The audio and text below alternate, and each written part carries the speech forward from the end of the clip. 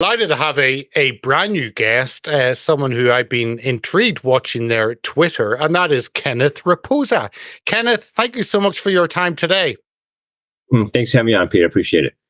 Oh, great. And people can obviously find you at Brickbreaker is your Twitter handle. And Ken is an industry analyst from the Coalition for a Prosperous America, former staff foreign correspondent for Wall Street Journal, and a senior contributor to Forbes, covering China since back in 2011. And there's so many issues we could discuss, but it's that issue of China, which I want to start with. And I've seen a number of your posts, I think on Daily Caller. One of the recent ones was on free trade. I think free traders are wrong. It's time to try trade a new way.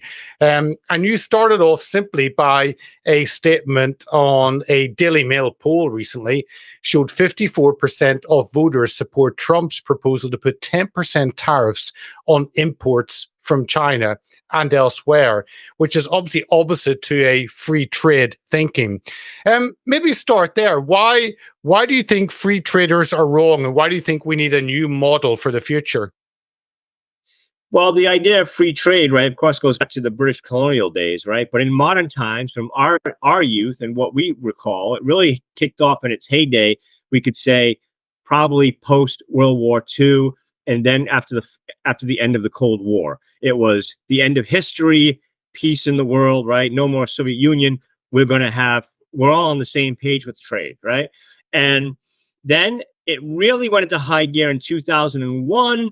This is when China enters the World Trade Organization, and at that point I would say is the beginning of what some people have called hyperglobalization, and that was the Western world's manufacturing base being sucked out of their towns and cities and shipped to Asia, and it has been totally destructive. And it led to the different policies that we have today. You could even say Brexit, in some degree, was because of it was an anti-globalization vote. Because really what's happening is the Western leaders are saying, "Oh, they know the plebs are against globalization for the most part," and they say, "Oh, you don't like it anymore. You don't like globalization. Fine, we're going to import all those people that you don't want to compete with in the third world. We're going to import them, and we're going to pay them your job, and we're going to pay them your wages that you don't want to accept. We're going to pay them that." And that's the way it's going to go. So it's been a disaster for many people. Brexit is probably one of the examples of an anti-globalist push among the populace. And of course, the Trump election was the creme de la creme of the anti-globalist push within the electorate. So, when you go back to the 80s, 90s, and of course, China joining the World Trade Organization, that was the globalization heyday. And when what many people call a reverse globalization or a localization, or the language is still being defined on this issue. But clearly, the populace of the Western world is against the old school globalization. When I say that, that's 80s, 90s trade, right? The way the model, the way it was. We're going to just import. We're going to make things where it's cheap to make things, and that's how it's going to be. We're a consumer society. We fill our garages not with cars. We fill them with toys and trinkets and all this other stuff instead. And it's going to be made in Mexico and Asia and so on. And if you don't have a job anymore, well, you can learn to code, or you can go drive an Uber, or you can go, maybe if you're lucky, you're good at math, you can go work at Goldman Sachs, or you could become a nurse. I mean, that's it. And people have rejected that. So again, a lot of the people who are pro-free trade, they're guys who are older than us, and they came from the time when free trade globalization was becoming as a topic, right? Again, the post-Soviet, the post-Cold War era, and they're thinking they still have that mindset, but there's nothing that shows that free trade has worked for the working class, the blue-collar class. There have been numerous studies showing that it hasn't. It's been great for Walmart. It's been great for multinational corporations, but it hasn't been great for workers. Because why? They have to compete in the West. They have to compete with labor in Mexico, with labor in Vietnam. There's absolutely no way someone in Manchester City, in Newcastle, can make a shirt for what they make it in Bangladesh for. There's no way. They can't do it. They'll never, ever do this. So, if you're going to have that kind of world, then you're just going to outsource forever your manufacturing to Asia or over here in this hemisphere to Mexico. And I think that's where the backlash is coming. I think that's where free traders really have their blind spot is, okay, it's great. There's always going to be trade. There's always going to be imports. But to what extent are we going to allow this so that your industry, whether it is in London, whether it is in England, or whether it is in the United States, whether it is in Germany, to what extent are you going to allow it so that you have no blue collar workforce, you have no manufacturing base anymore? And that is the question of the day. That is the biggest pushback we have. In the West, we have globalism versus anti-globalism, for lack of a better word. And that's leading to a lot of political stress in the West. I remember being out on the campaign trail for Brexit with UKIP knocking on doors over the years.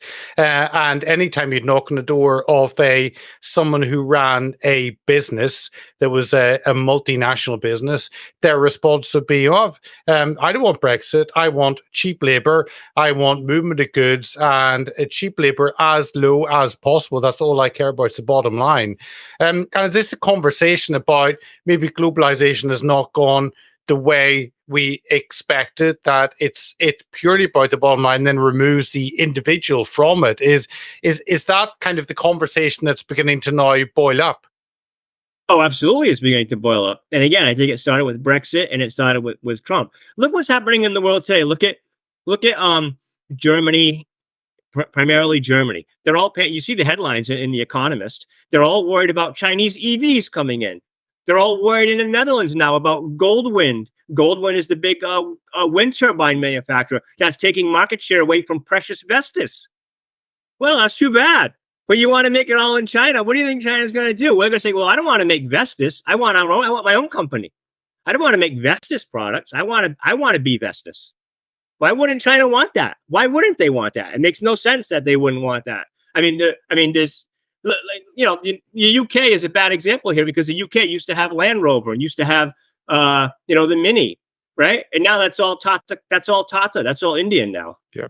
I don't know who owns Mini, but I mean, certainly Land Rover and Jaguar. These are British, iconic automotive brands. They're owned by Tata Motors in India now. They're probably still made to some degree in the UK, of course, but the brand doesn't belong to the UK anymore. It's Indian.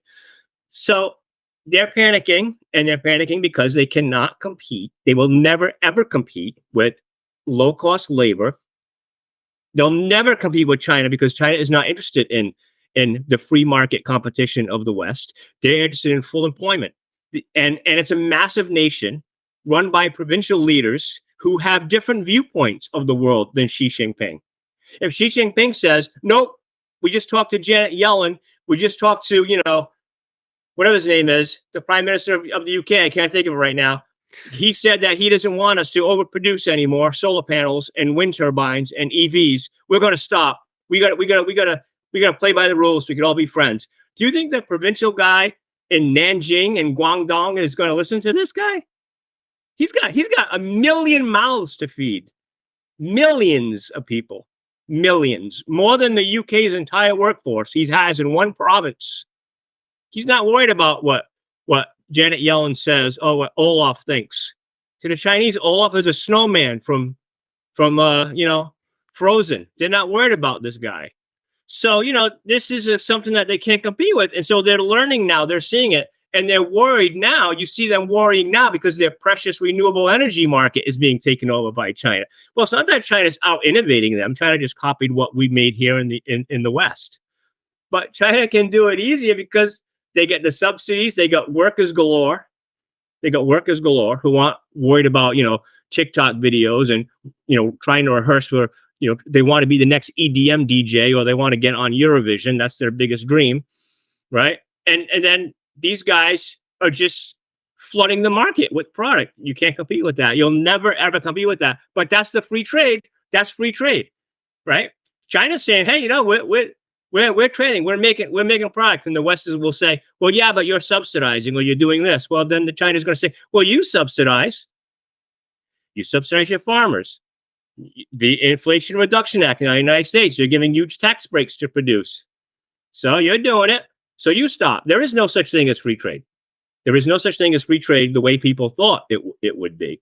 And that doesn't mean that importing is bad or that you and I, Peter and Ken, can't start a business and we can't afford to pay $30 an hour. So we decide on our own volition. We decide to, from the get-go, that we're going to make it in Mexico. We're going to make our widgets in Mexico. That's what we're going to do. That was our plan from the beginning. That's one thing. It's not a thing. It's bad when Ken and Peter were making a widget. We wanted to make it in, Newcastle. We wanted to make it in Portland, Oregon. And now we go, I can't do this anymore. I'm competing with Mexico. I have to close down. You and I, we got to lay off 100 people that we worked with for 10, 20, 30 years. We got to tell them it's over. And these guys making 30, 40, 50, 60, 70, $80,000 a year. But that's 10 times what the average salary in Mexico, I think, is $16,000. In Vietnam, it's $9,000. Wow. So, I mean, it's okay, again, if Ken and Peter decided we're going to make a widget, and we were always planning to make it in Mexico because of that wage variable. But then what happens when you and I were making a widget happily here, and now we cannot? Maybe we're done. Maybe you and I have finished. Maybe we're finished. But maybe all the people that we work with every day, they're done. It's all over them. And so that's the free trade world that is being criticized now, because you cannot compete with developing nations on wage alone. Not only that, of course, in the US, we have a strong currency. Think about how far my dollar goes in Mexico or China or Vietnam. I could buy a mansion in Vietnam. I could barely buy a trailer in the United States for $300,000. Think about what I could do with that money in Vietnam or Thailand or Mexico, right? So, so not only do you have the wage issue, you have a strong currency here because we're such a financial market. All the money from the world comes here. You have, you have higher taxes here than you do in other places. So you're competing on that level too. So there really is the argument of free trade was always something that was for the textbooks, something that the faculty lounge could discuss, an economist could discuss in a dream world. But in reality, it never came to fruition because it only was good for the big corporations who were transnational. They had no allegiance to a nation. It wasn't Peter and Ken making a widget. It wasn't you and I making bikes in Oregon. Okay, it wasn't that. Okay, it was Walmart buying and selling 1 million bikes all across the continental United States. We don't care about where we get the bikes. So if I can get it for $100 or $99 and sell them for $110, and I'm selling 1 million of them, that $1 difference puts $1 million a year in my pocket.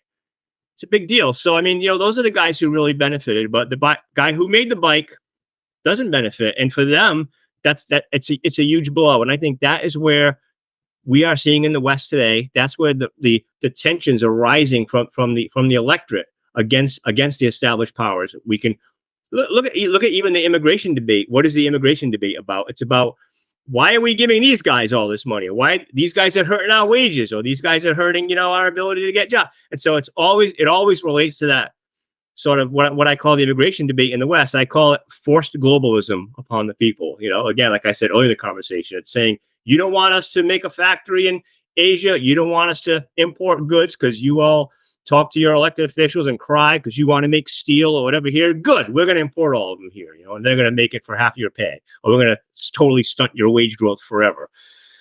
So that is always the stem of the issue in the West. It's always this rush to globalization, creating this, where planet Earth is the nation state rather than the UK as a nation and Germany as a nation or the EU as a block. No. There's districts like Hunger Games. This is the district that makes this widget. This is the district that makes that widget. And then free capital moves throughout the world. And that's a dream of the free trader, but that's not a dream of the person, again, Ken and Pete, who, were making a widget, and now we cannot do that anymore because we cannot compete with Mexico. There is no way in hell we're going to do it. We're not going to make it for the same price you can make it in Albania, for crying out loud. It's all over. And so something's got to give. And there's a lot of politicians that realize that. And there's a lot who are pushing back, obviously. Well, we've in that order, you talk about some of the old understanding of the views on globalization are changing. So you talk about trade deficits don't matter, or imports don't take American jobs. I mean, those are two issues which will come home to roost for individuals because the US, massive trade gap, that has a cost.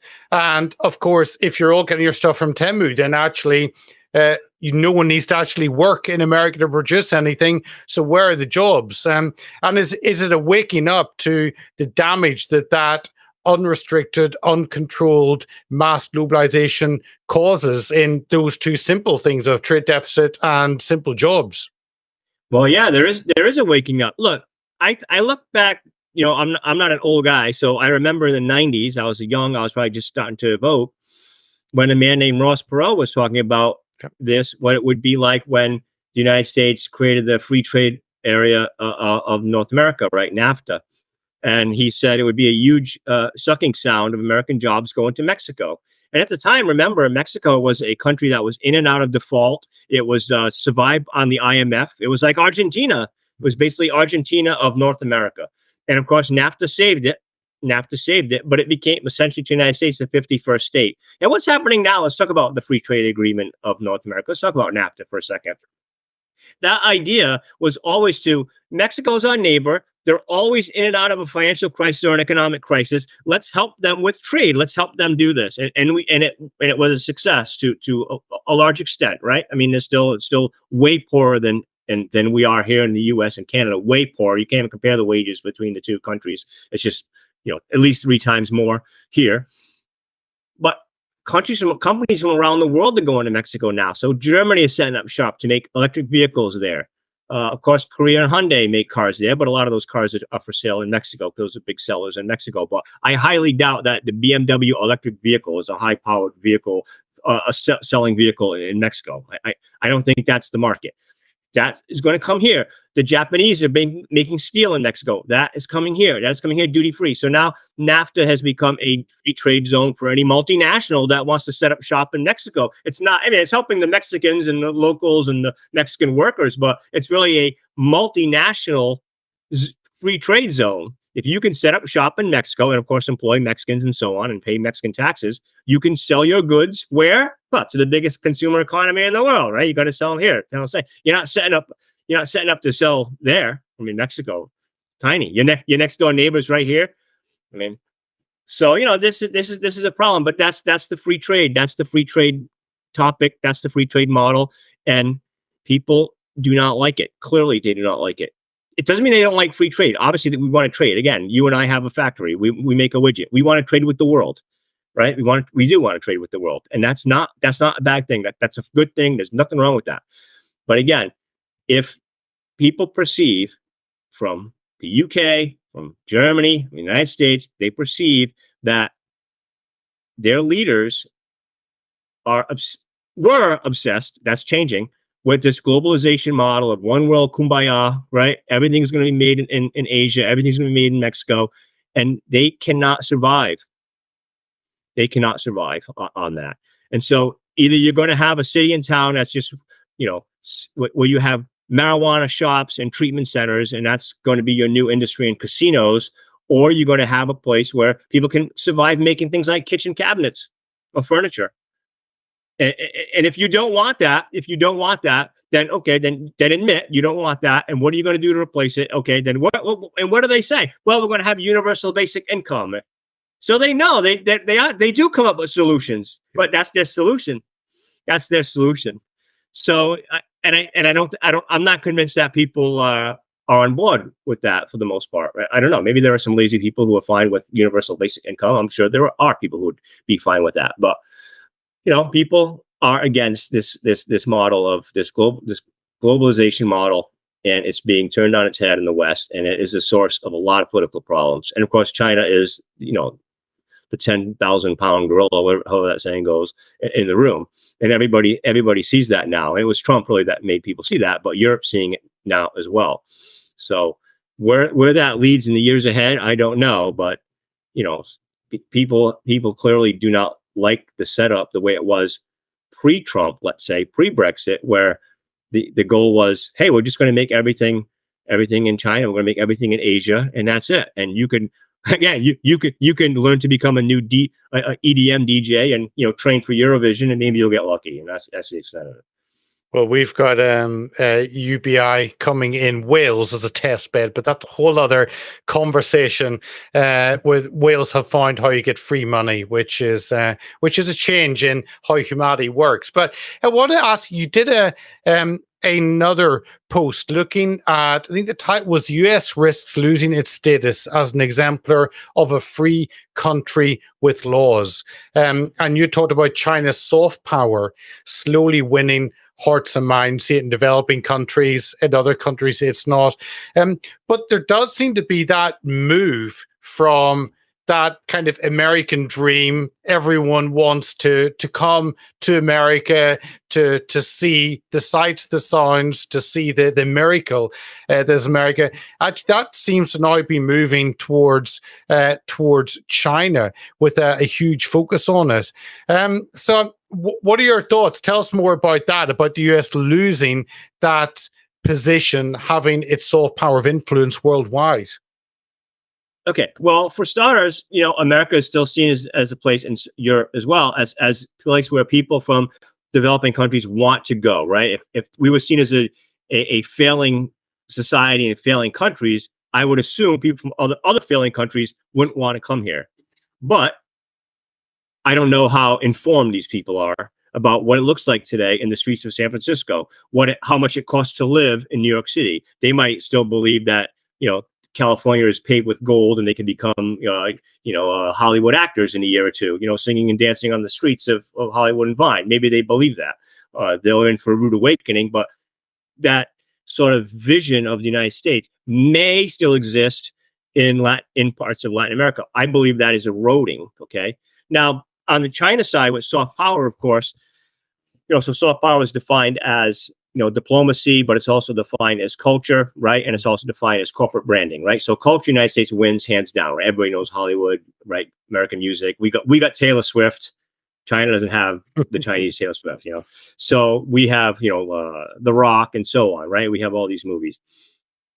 That's an immeasurable positive for the United States culturally. But in terms of diplomacy and just soft power in general, let's look at what happened recently. So you have Russia's war with Ukraine. So obviously Russia is part of the big four emerging markets. It's part of the BRIC collective. And, these guys have been, these leaders of these countries have been talking and developing relationships for at least, I would say 20 years now. Okay. When the West asked all these countries to support them in their view on Russia, not to a man, none of them went along with it. Sure. None of them. Okay. This is completely different than what it was like in the 80s. If you told like Brazil, hey, we need you to send some weapons to Ukraine, Brazil couldn't say no, because the United States said, well, we're going to hold back that IMF loan. We're going to hold back that development loan for that bridge you're trying to build, that dam you want. But it's either you stop putting out, make it look like you're on our side and start churning out some ammo for the Ukrainians, or the money for that hydroelectric dam, it's off the table. That's not a thing anymore. That's not a thing anymore. The United States has lost that. So when you see countries in the developing world that can say no to the West, say no to Europe and the United States, right, and ignore them, that is a sign that the soft power of the West is eroding. I'm not saying that's eroding in favor of China, okay, but it's eroding in sense of there's a sense of imbalance in the world, right? There's a sense of that people in the developing world, the leaders in the developing world, are saying we don't want the unipolar view anymore, right? Let's go more of a multipolar view, right? Maybe that doesn't mean China's in the lead.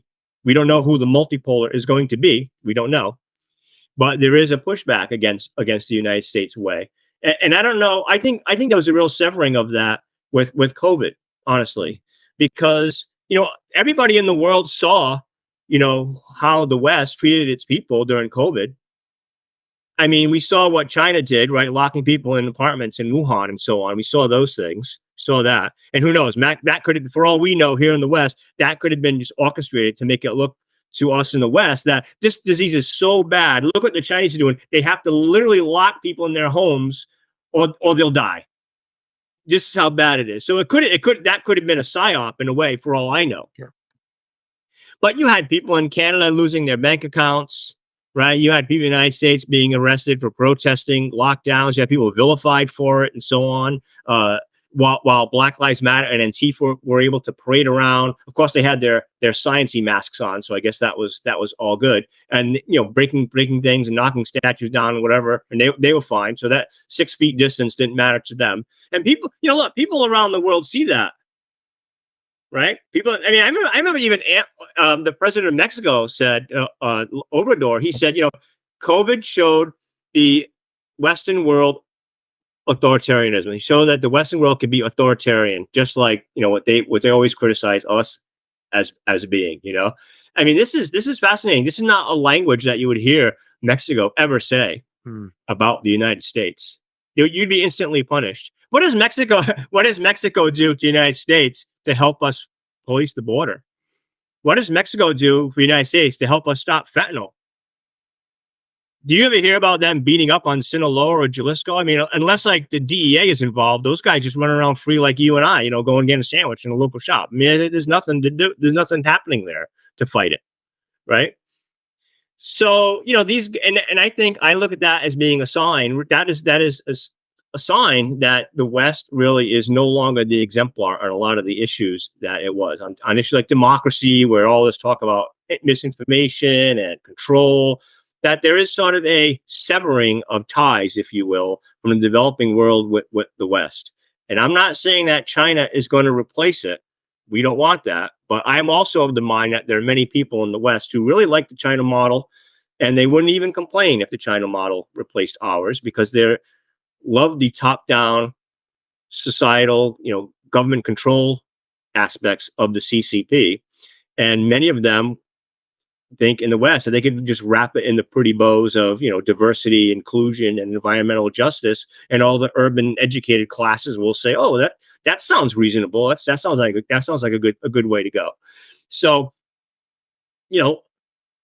within the eyes of the developing world, right? It's very difficult for me to say that they are all going to agree with the U.S. on certain things. That wasn't the case when we were kids. It was not. America was always the right, always in the right, always. Now it's like, they might not agree. They're not going to go along with it. I think that's go ahead. No, you've seen in Africa, especially China using their financial muscle to go in to start massive infrastructure projects, part of the Belt and Braces. And America seems to be very much hands off. And it seems to be, as the West is maybe moved away from parts of Africa, China has gone into that vacuum and imposed itself, and now is building infrastructure across the continent. And the West then scratch their heads and wonder why they have less power. Well, it's because you've handed that industrial, that financial power over to China.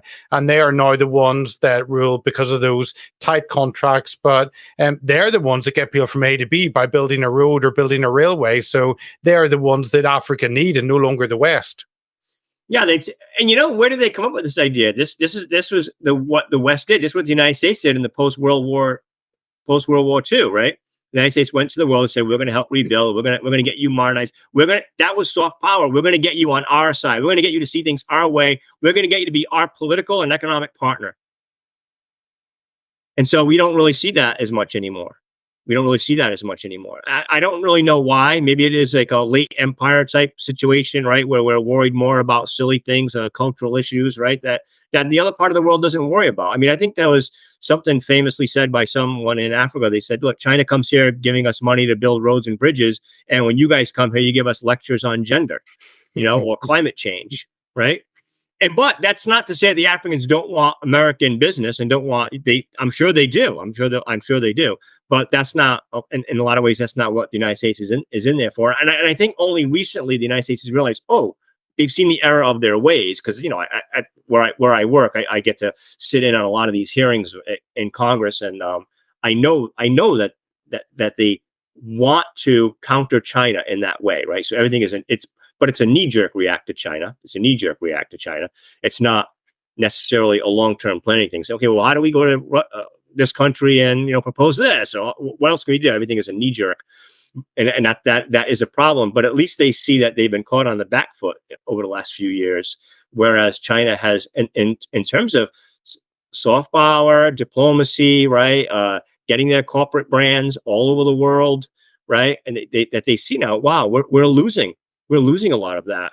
I mean, think about it. I remember being my first time going to Latin America in the 90s, and I'm sure this was the case in the 80s and the 70s. I mean, Ford, McDonald's, Hollywood, those were symbols. Those are like the unpaid American ambassadors, right? And so look today, I mean, you can probably count on one hand, unless you drive a German car, how many German item products you have in your house. I have a Miele vacuum cleaner. I think that's German, but for the most part, your kid has TikTok on their phone. You might have a Lenovo computer or a Lexmark printer in your office. There's a lot of Chinese corporate brands that are very well known. Your kid probably buys clothes on Shein, or you probably shop on Temu, right? So these are. I mean, what's a European equivalent to that? I don't know of any. I can't name one big European app. Honestly, I just can't. And even e-commerce, I can't think of a single one. So this is China. So this is the soft power. These are very important issues for the United States that used to dominate that, for example, in Latin America, and now they do not. They do not dominate that at all. It's China that is moving in. China's moving in the auto industry. China is moving in big retail, and in some areas even finance.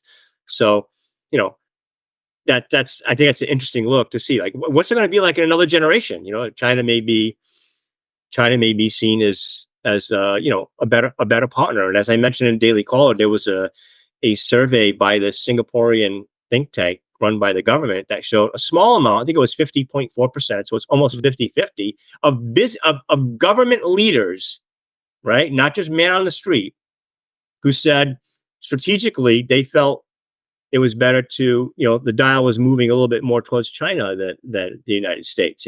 Even the fact that it's 50-50 should be worrying to, the US, right? I mean, I'm speaking as an American here, right? It should be worrying that it's even 50-50.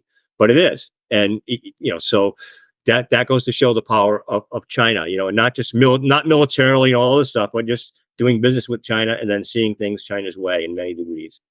Well, it's true that in that report, Singapore report of the Southeast, it makes you realize that China doesn't actually need to use its military power, because obviously it is ramping up its military spending, wanting to actually impose itself on the South China Sea, make sure America is not there.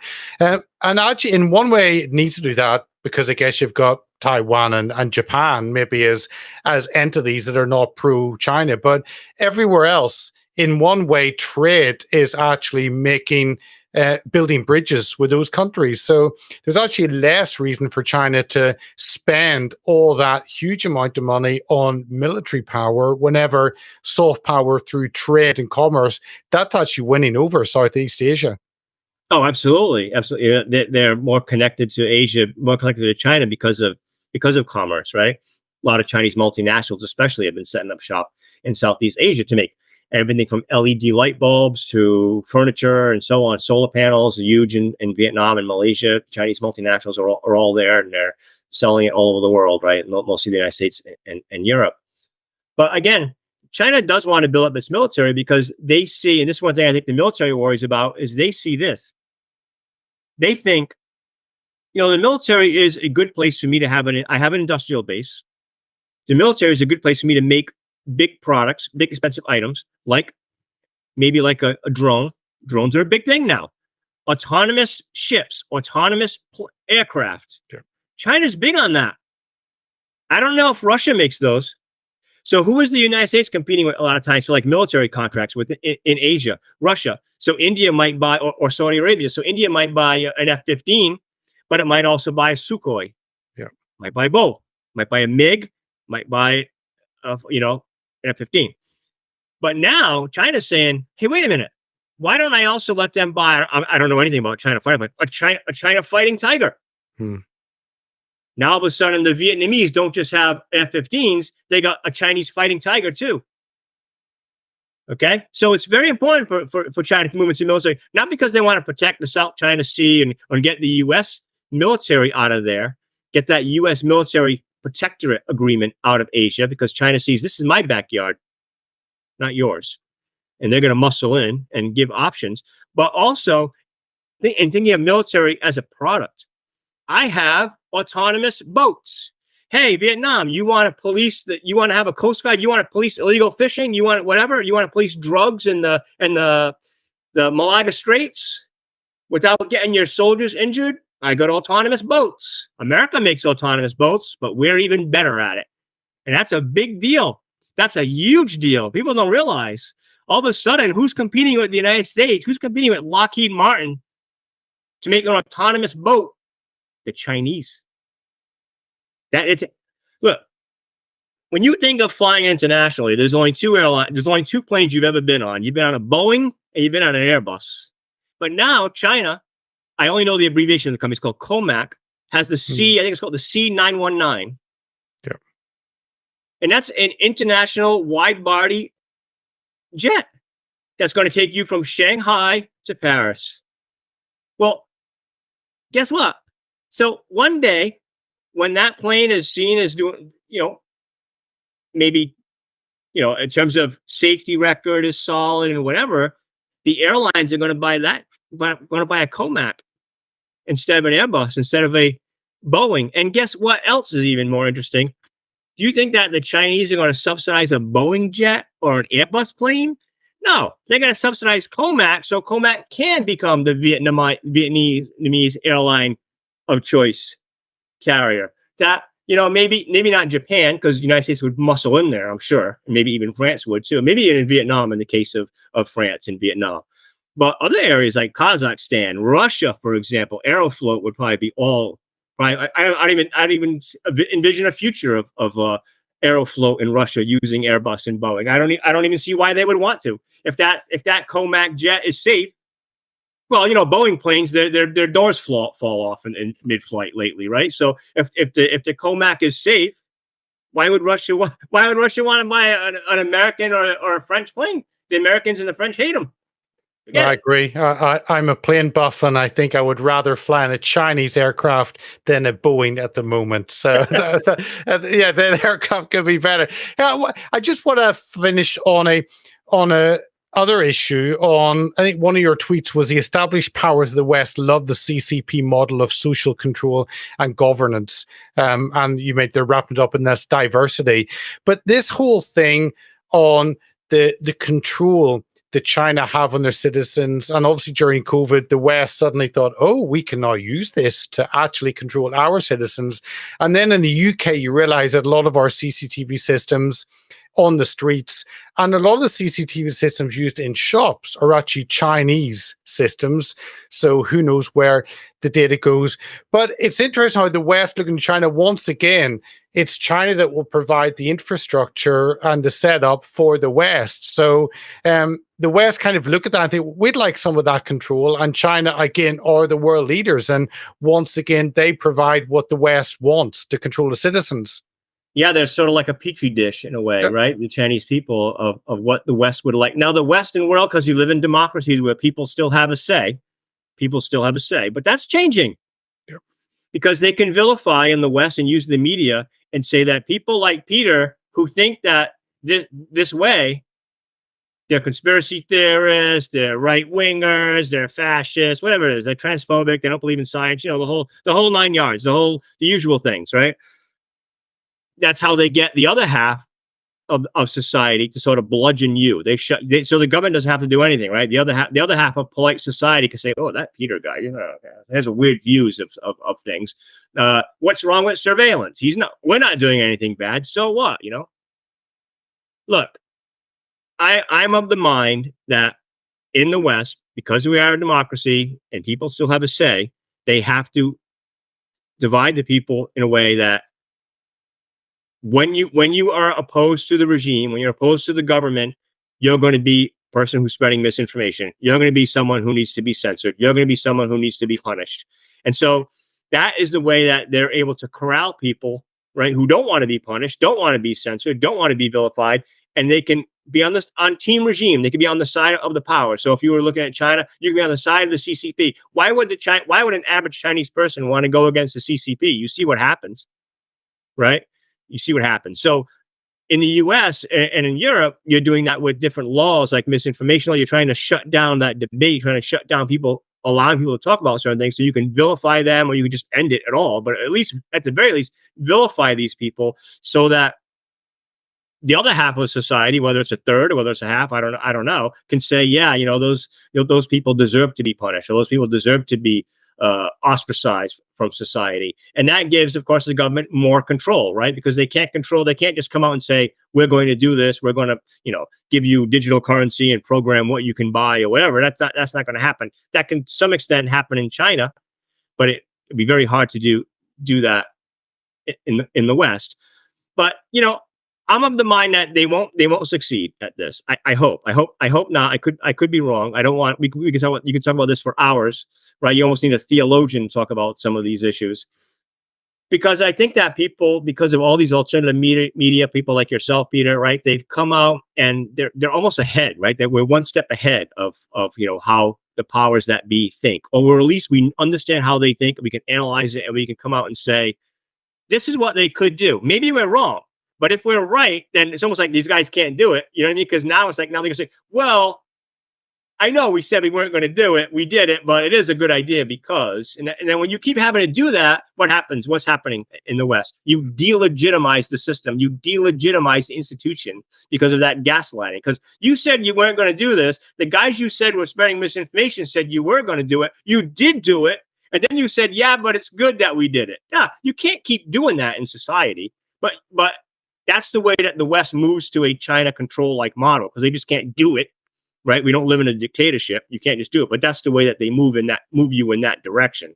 But as long as people like yourself and others in media, and of course, you have a big star in the UK, Russell Brand, he's huge, he's big here in the United States. As long as they're up ahead of that, then I think it becomes harder because more people are aware, more people are curious about how the powers are trying to control things in their life, and then it's less likely that they will succeed. It is less likely they succeed when more people are aware of what's at stake, and more people are aware of what the planning is, or how their thinking is. As long as we want to be free people and don't live like the CCP runs China, then we know that the guys who perfectly fine with us living like the CCP, if we can be out ahead of them, then we can stop it, because they don't want to be embarrassed. They don't want to look like fools. But of course, in the worst case scenario, they will get more aggressive, more vicious, and just keep pushing and pushing and pushing. And I think unfortunately, that's the place we find ourselves now in Europe, in the UK, the United States, and Canada. And it's going to be very interesting to see what happens in the next few years.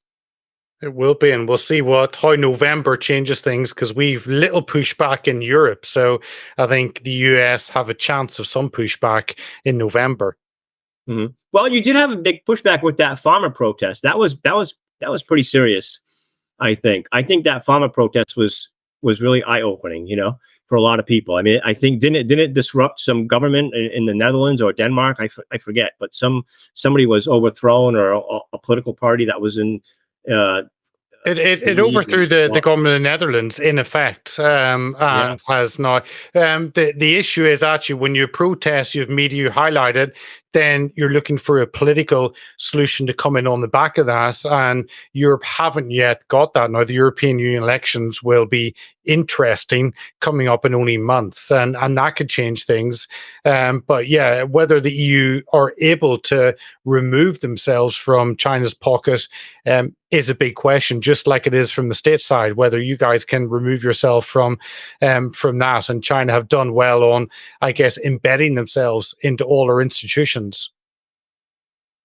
Look, in Europe, I think the issue with the renewable energy side that they're talking about now, and China really dominating that market, that might see them split a little bit with China. So that'll be interesting to watch, to see how the Europeans, which promote climate change, want renewable, want a post-fossil fuel economy, and then go, oh, wait a minute now, we want a post-fossil fuel economy, but we literally have nothing to make a post-fossil fuel economy. Yeah, we have EVs, but we don't have an EV battery maker. yeah, we have wind, but we have no solar to speak of. If we do, it's small little companies. They're all dominated by the Chinese. They're just too. It's like Peter and Ken's, solar manufacturing plant. We employ 1,000 people, and we have like a few rooftops in southern Spain have our product, but we're not big players. No one's afraid of us. Maybe we're doing happily employing a few people and making some money, and until the Chinese come in and buy us out, whatever. But they don't have the infrastructure for that. So I think I'd be curious to see how Europe reacts to China within the renewable energy space, and I see that as being where China really becomes Europe really splinters off from China, because they're not going to be able to compete with China in that market, and they consider that to be obviously what Europe, all I talk about is climate change. They consider that to be probably their most important market in the future. Yeah, 100%. More solar panels from China will solve everything. That's how it looks like. The temperature will fall at least 1 degree in the next 20 years. It will. Kenneth, I really appreciate you coming on. I've loved following your Twitter, and obviously your many articles on Daily Caller people can get in the description. If they're watching, if they're listening, it's there as well now, the podcast platform. So thank you so much for joining us and giving us your thoughts on China. Thanks for having me on, Peter. Appreciate it.